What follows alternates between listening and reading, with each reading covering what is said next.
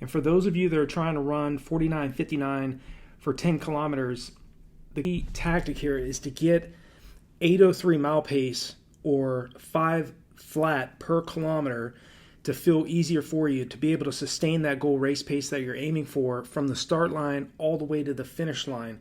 And the end tactic here is to teach the body to clear lactic acid more effectively, more efficiently, so that again, you sustain your goal race pace for a longer period of time rather than slowing down in the second half of your 10K when your competition is either maintaining their paces or they're picking up the paces. And to break a sub 50 minute 10K, you have to be in superior shape. There's no doubt about it. So you have to focus on all the tactics and fundamentals that go into running a sub 50 minute 10K. And without a doubt, one of those is being consistent with your training. Just be patient with your training.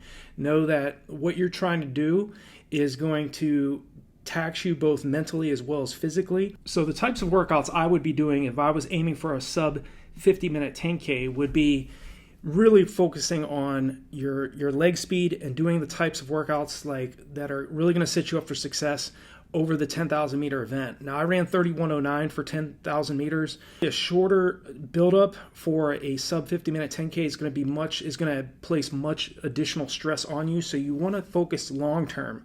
Okay, my recommendation is to really focus on a minimum of 16 weeks and preferably about 20 weeks for your 10K. If you really want to do this right and set yourself up for success so you can get that 49:59 you're aiming for. The types of workouts that I did over the years that helped me over the 10 kilometer distance would be repeat 1,600 meter reps on the track. I would always aim for around 4 to 5 1,600 meter reps. And if you're as the athlete that's just starting your build up, again, your pace is your goal race pace is 8:03 mile pace or 5 minutes per kilometer pace. So you do want to get to a point where you can start doing those repeat 1,600 meters on the track at under 7:30 per rep. Okay. And then the same with the kilometers. Get to a point where you can do each one of those 1K reps on the track at around 4:37 to 4:39 per rep, and giving yourself more rest at the early stages of your buildup. Okay, if you're a few weeks into a 16-week buildup, you may want to be doing those repeat 1600s on the track at around threshold effort. Okay, so that might mean doing 6 1,600 meter reps at around 8:12 per rep with a 3-minute rest in between each rep.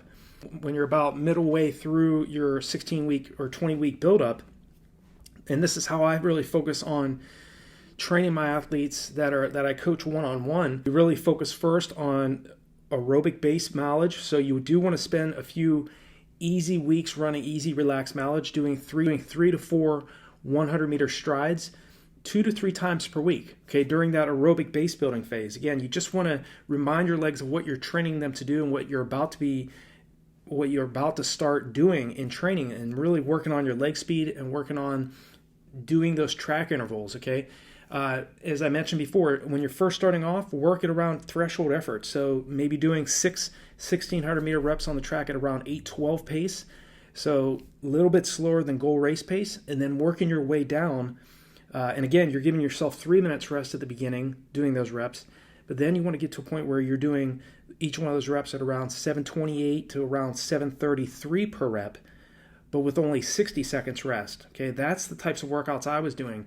The really drilling down on VO2 max workouts where you're doing repeat 200s.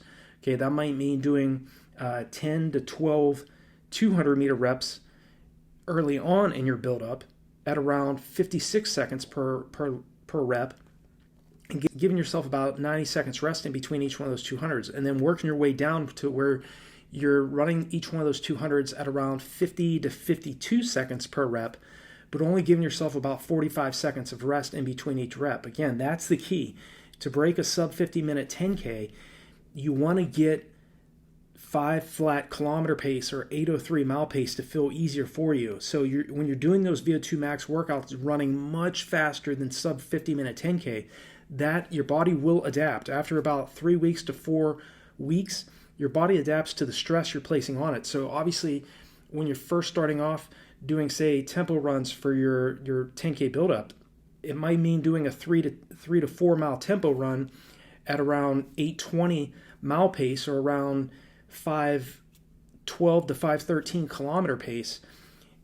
And again, it's going to feel difficult at first because, again, you're not in great anaerobic shape. You haven't really taught the body to really utilize fat storage and more effectively. Okay, we want to conserve what we have a lot less of in the 10K, and that's glycogen. So you can call upon that glycogen, that glucose, in the second half of your race and not be slowing down.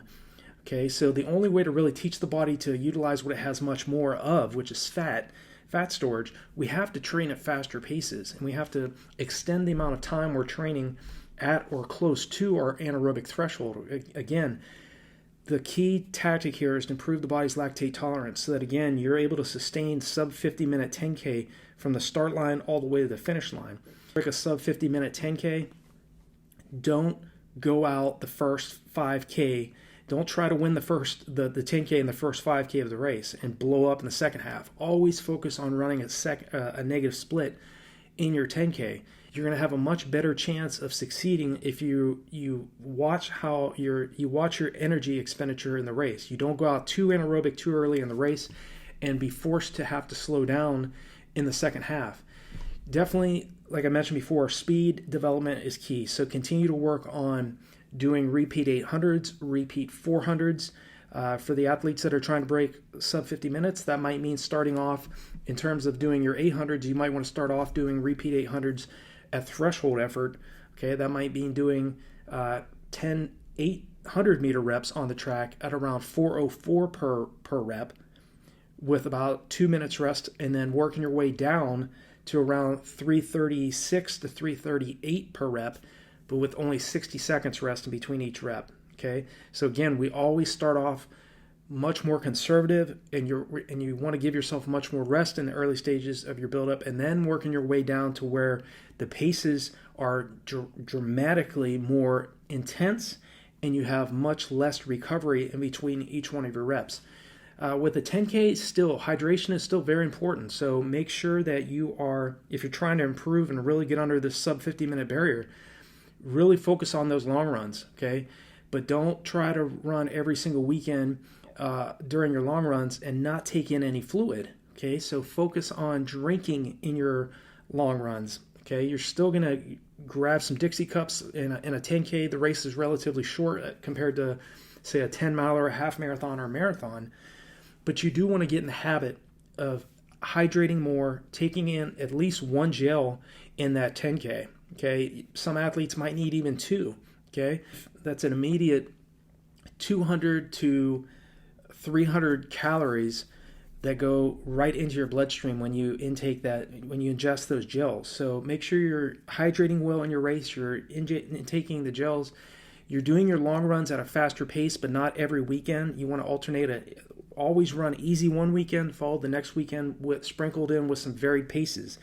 Run a little bit of time, whether a few minutes or a few miles or a few kilometers in your long run at paces that are faster than your goal race pace. So in this case, 803 mile pace.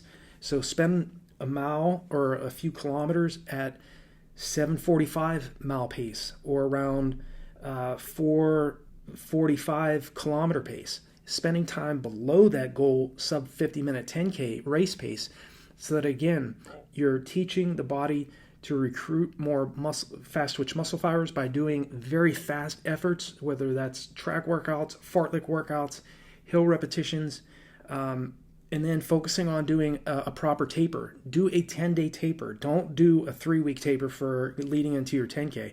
I promise you, 10 days is plenty of time for your body to recover from what you've been putting it through for the past several weeks, past several months.